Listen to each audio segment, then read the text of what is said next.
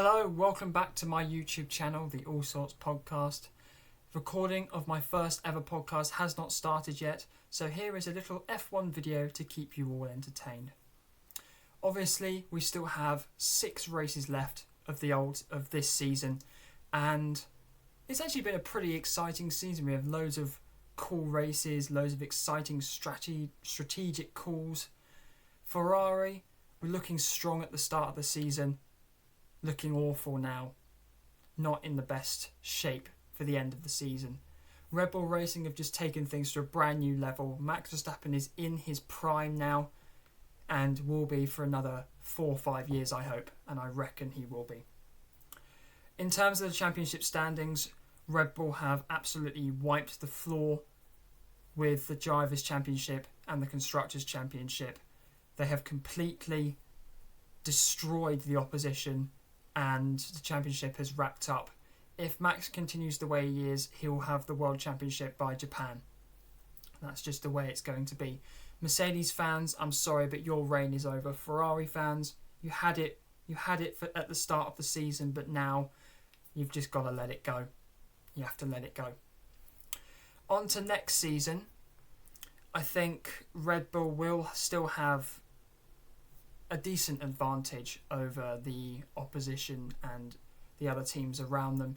Mercedes, they are getting to the bottom of their porpoising problems, so I do think they will come back stronger next year and be challenging Red Bull again for an 8th Constructors' Championship and 8th World Championship for Lewis Hamilton. Ferrari, as long as they sort out the reliability issues, they could also challenge next season. So, moving on to the 24 race calendar for next season, and I'm going to go a little bit into each track and why I'm looking forward to it. So, we'll start off with a track that's coming back to the calendar because of COVID. The Chinese Grand Prix is coming back to F1 after, I think it's a 3-year wait. I believe that China, I think, is going to be a good race as its debut after the COVID period, because it's a very exciting track anyway. It's got very long, fast straights, which will suit the Ferraris well. It's got slow corners, which will suit the Red Bulls. It's got tight corners, which will suit the Mercedes. So it'll be a very, very even background.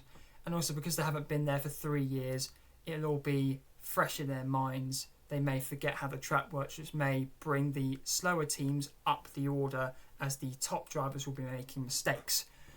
Another thing, the return of Qatar. Qatar, although it is a MotoGP track, I think it will be a very, very good track, as it is very fast, very short, a bit like Austria, but it's a lot more hotter, so the tyre wear will be higher, the tyre grip will be worse, if you see what I mean, and I think that'll bring in some more strategy talks into the races. And then a brand new track that's coming into the F1 season is Las Vegas.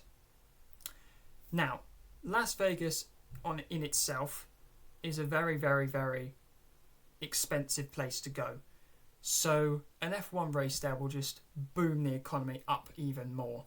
But I am looking forward to it. It's a new racetrack which will throw up mistakes for the top drivers and bring the bottom teams up, like I said, with China. So I'm very looking forward to that. And then you've obviously got all the original tracks that are coming back from last season. You've got Bahrain, Saudi Arabia, Australia, Azerbaijan, Miami, Imola, Monaco, Spain, Canada, Austria, UK, Hungary, Belgium, Netherlands, Italy, Singapore, Japan, USA, Mexico, Brazil, and finally in Abu Dhabi. It looks like a very, very exciting season, very entertaining season, but I do think Max will have the fastest car again next season. As I did say earlier, that I think he will go on to win multiple world championships. Another thing, Sebastian Vettel obviously is retiring at the end of the season. Ricciardo is leaving McLaren. I don't see Formula 1 without Seb. It's going to be very hard to watch Formula 1 without Seb because he just brings something to the sport. I don't know, it could be his humour or the fact that as he's grown older he's started to look more like an 80s tennis player, but he brings something magical to the sport, like that very, very famous line from Crofty, and here comes Sebastian Vettel, he's side by side with Lewis Hamilton. That very, very famous line at Spa. So that's been me. That's been a little bit into the new Formula 1 season. Podcast recordings will start shortly, I hope, and I'll see you guys in the next video.